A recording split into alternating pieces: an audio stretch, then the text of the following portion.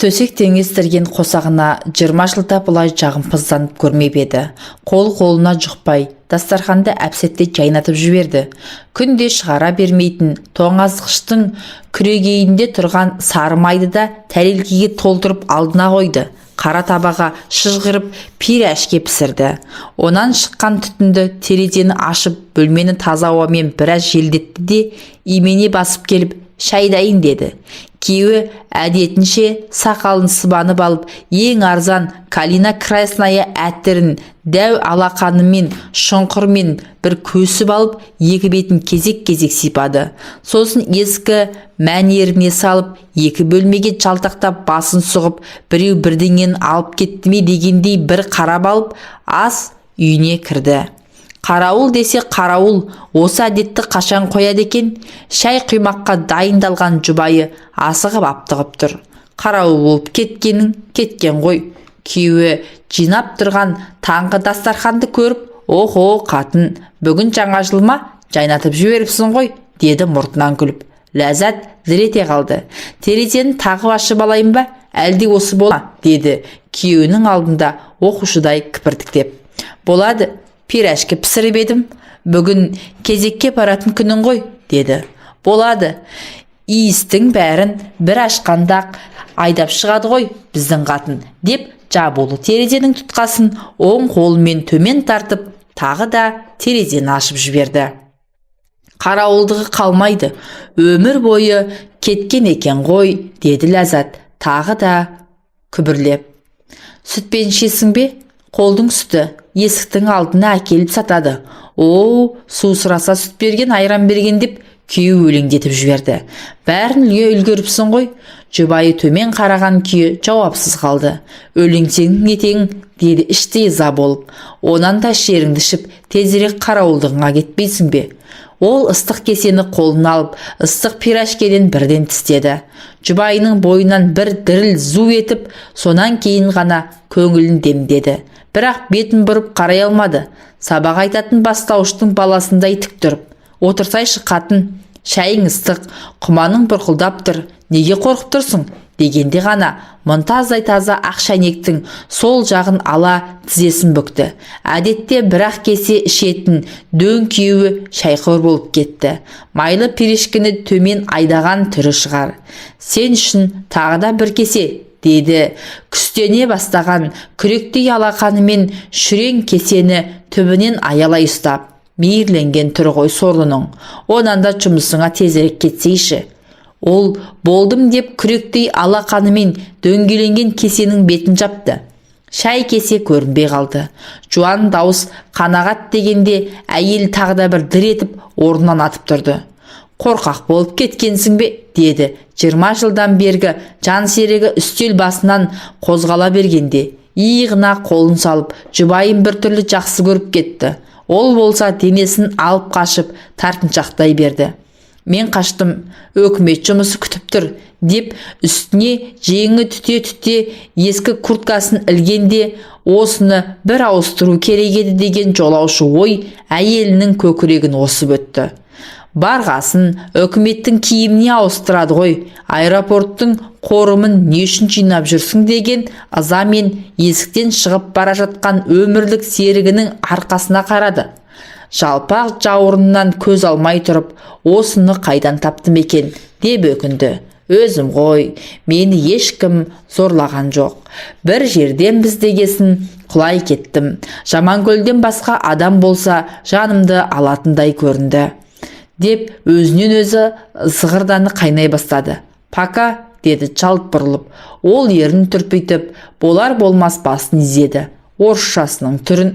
Қап қалың ағаш есік сарт жабылды. Ол арғы бетте, бұл бергі бетте қалды. «Сорлы», деді ішінен. «Қосағынан туған екі қыз бар. Біреуден ілгері, біреуден кейін өмір сүруде. Ол әуежайдың қарауылы, өзі байланыс министрлігінің кеңсе жабдықтары бөлімінде қызмет істейді. Қарап тұрса өзінікі де қара жұмыс. Оған күлетін түрім жоқ. Оның айлығы менікінен 2 есе көп. Сыйақысы тағы бар. Менікі министрлік деген аты болмаса, еден жуғыс, сәлем ақ жоғары». Сол жерден қара жұмысшының бәрін өзім істеймін, сәнденіп жүргенім болмаса, осы сән маған не керек деді де, айнаның алдына қалай барғанын білмей қалды. Бірақ өз бейнесіне өзі тамсанып үлгермей, ытқып балконға шықты. Жүргінші жолында бәрінің үстінен қарап, бойшаң біреу кетіп барады. Ол өзінің қосағы. Сорлы деді, іштей балағаттап. Кері бұрылып, айналдына кеп, құлағына мөлт-мөлт еткен, сақтап жүрген сырғасын таға бергенде саусағы дір етіп, асыл тас аяқ астына түсті. Құдай құлақты да шын түйтіп бергенін қарашы. Осы сәндену маған неменеге керек деп, жерге мөлтілдеп жатқан сырғаны белін әрең бүгіп қолын алды. Мұны да туған күнімде сыйлаған анау сорлы ғой деп, күйеуін күстаналады. Жоқ, тағайын, сырға сұлулық сыйлайды деп, құлақтың бітеле бастаған тесігіне иненің ұшын кіргізіп жібергенде тұрған орнынан ыршып кетті. Терісі ауырғанмен жан дүниесі жайтапты, бітеліп қалыпты. Көптен тақпағандығы ғой.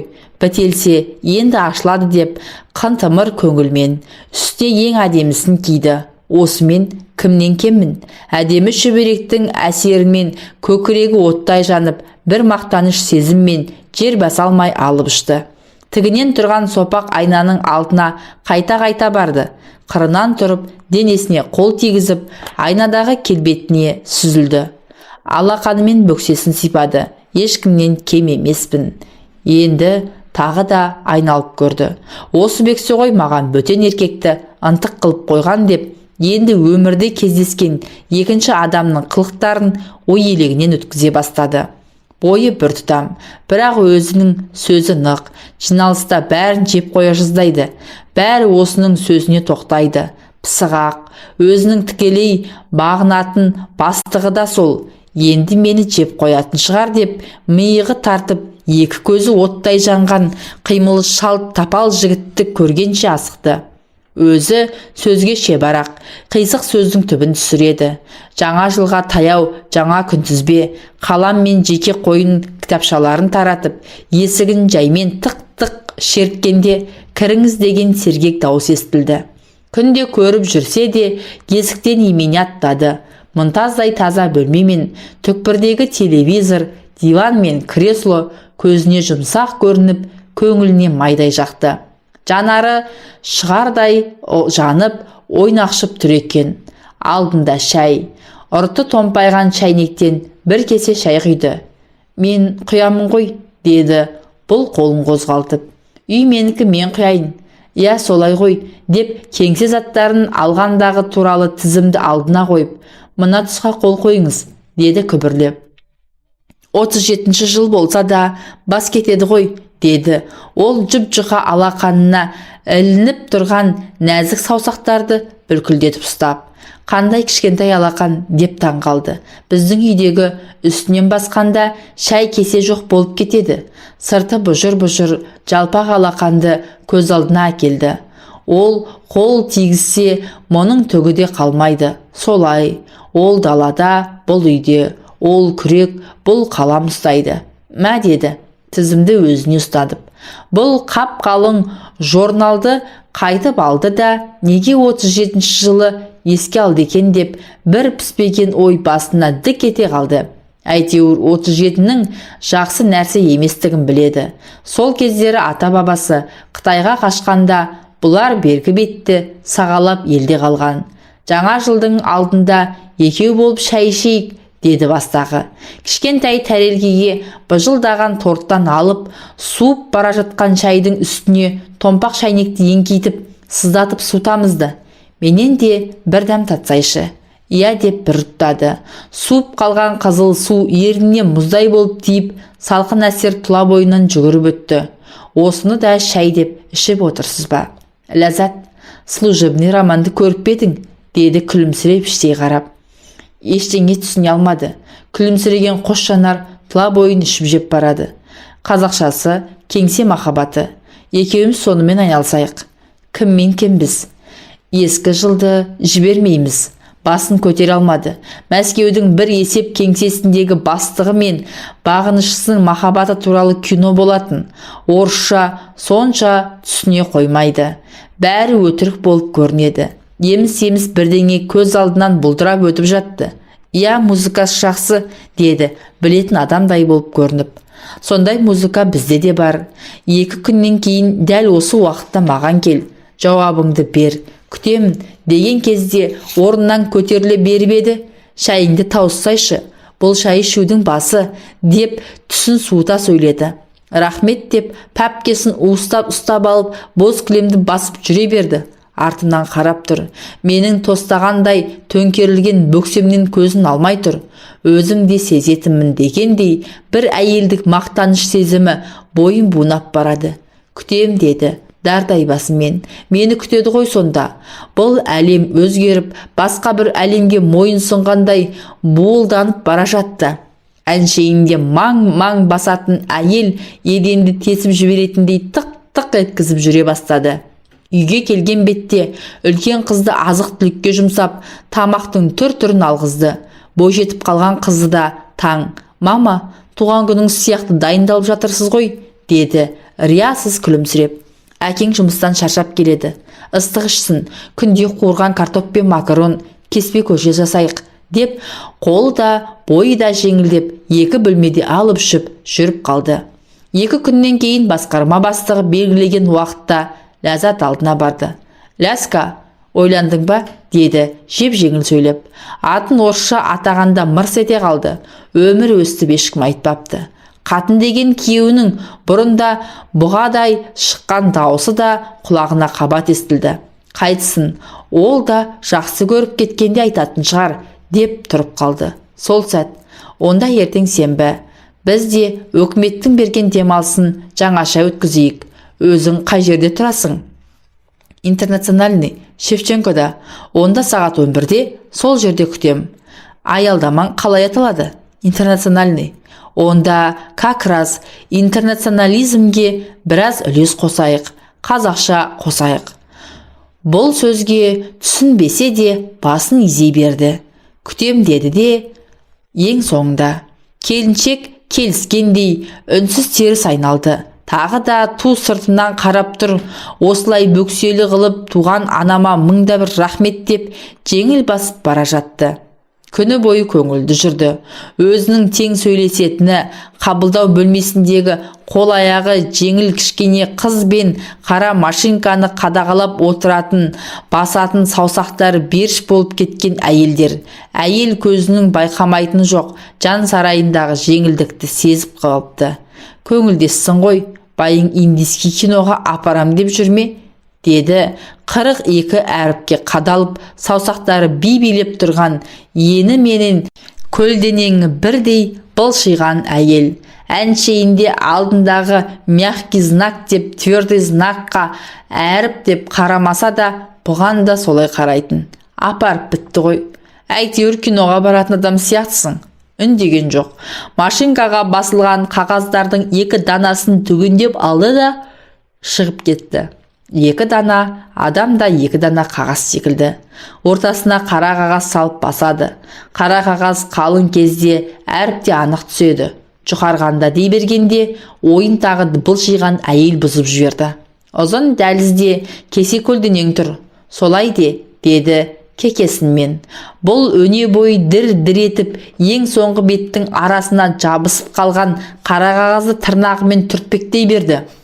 «Тастап кет қара қағазды» деп бұйыра сөйлеп қолын созды.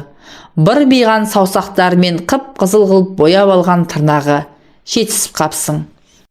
Екінші құлағына да көздей сырғаны әрең тақты. Екеуі бірдей бітеліп қалмаған шығар. Өзінше бұра тартқан болды. Бағана Гүжбандай күйеуі есікті тарс шапқаннан кейін жан дүниесі жеңілдеп қалды. Өзін дөңгелек тесіктен бір көзін қысып тұрып, біраз шұқшиды. Ұзын дәлізде терезені ашқанда кіріп кеткен қоңыр көбелек лып-лып етіп бір жерге қона алмай жүр екен. «Жүре бер, келгесін шығарармыз», деп өзінен өзі қуанып, жалт бұрылып, асығып аптығып төмен түсе берді. Қайтып келгесін қосағына қызыл шайды қою қылып дайындап, палау пісірді. Еттің орнына мөлдір етіп қара мейіз қосты. Енесі байғұс айтулы күндерде осылай ас дайындайтын. Қазаннан отты аямай, жеген адамның тәбетін ашып, риза қылатын. Сосын қалған сарқыт қой, менікі де айтулы күн ғой деп өзін өзі келеке қыла бергенде есіктің құлпы шақыр-шұқыр бұралып, күжбанбай болып күйеу кіріп келді. Сұрап берген шай дайын деді алдынан шығып. Күйеуінің өзіне ішіп жеп қараған тұңғиық көзімен беттесе алмай ас үйден атқып шықты да кең залда телевизор көріп отырған қызына: «Әкеңнің шайын берші, мен кір жуып тастайын», деді қипақтап.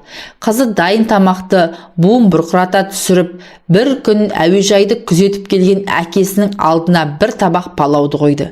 «Шешең қайда?» деді күн ұзақ көрмеген жұбайын іздеп, айналасына аңсаған көңілмен бір қарап. «Кір жуып жатыр, санитарныйден», деді орысша араластыра сөйлеп. «Қара мейіз қосыпты ғой, апам анда-санда өстіп пісіруші еді». Ол да шешесін еске алып, ақ күріштің арасынан ноқат-ноқат болып көрініп тұрған қара мейізді қасық ұшымен түртіп алып, майлы палаудан қарбыта асады. Ләззат болса белі бүгіліп, осы кір жуатын мәшинеге қолымыз жетпей-ақ қойды ғой деп, тіршіліктің таусылмас құйқайына беріліп тұрып, өмірін бір сыбап алды да, өзін күйеуімен бетпе-бет келуден құтқарған осы тұрысына риза болды. Бұл жолы күрді ұзақ жуды. Бір сығатын нәрсені нәзік алақанымен екі сығып тұрып алды.